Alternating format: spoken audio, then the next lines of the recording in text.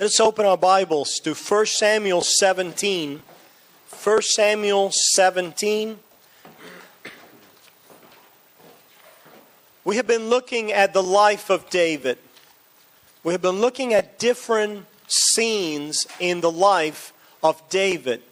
And we have entitled this series of messages, A Man After God's Own Heart. We've been looking at David as the type of Christ, who is truly, really, perfectly the man after God's own heart. But we have wanted to look at David and draw lessons from David's life unto us men, as well as the rest of the church. And in our last Sunday, we left David still not a king over Israel, even though he has already been anointed.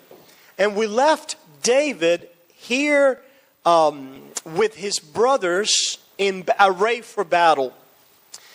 David has come to the camp of the Israelites. The Israelites are fighting against the Philistines. And as I was rereading the story, it's interesting to be reminded that David has already been anointed king.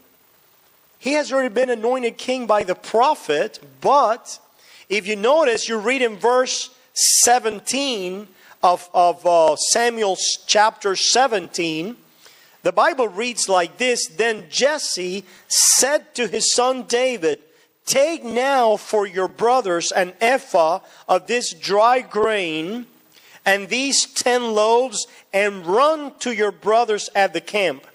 And carry these 10 cheeses to the captain of their 1,000, and see how your brothers fare, and bring back news to them." What does this job sound like to you? What is David's father telling David to do? Go and carry food to your brothers, right? And I wonder if David, knowing that he has already been anointed king over Israel, if he could have said to his father, "Hey, father, don't forget that I've been anointed king. I'm not a go-to kind of boy. I'm not the bell boy. I'm not just going to be deliverer boy. I'm not going to run to the camp and diminish myself.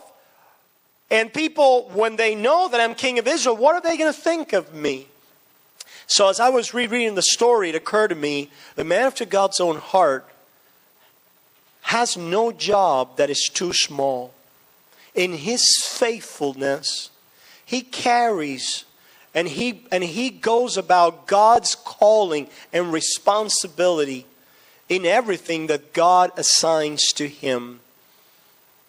We hear that David was a man after God's own heart. And I think it has something to do with the fact that God placed in him humility. A man that was humble. A man that knew his place. A man that knew his time.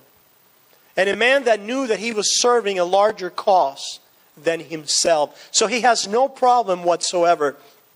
The man after God's own heart, knowing that he has been elevated to the position of king and ruler over Israel, has no problem whatsoever being delivery boy. And I believe oftentimes when God has elevated us, and I don't know what it could be for you, whether it is that you will have accomplished a position in the church or in ministry, whether it is that you have accomplished a status in society, a standing maybe among your family or your peers or your colleagues, I wonder how you respond when God gives you an assignment.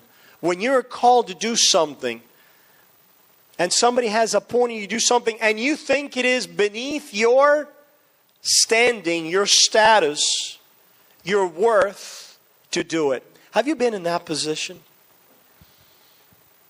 And how have you responded? Have you considered yourself higher than the rest because God has exalted you? You know, oftentimes when God elevates us, and let me tell you something, God will elevate you. Why? Because we are His priests, are we not? We're God's priests. We're God's ambassadors.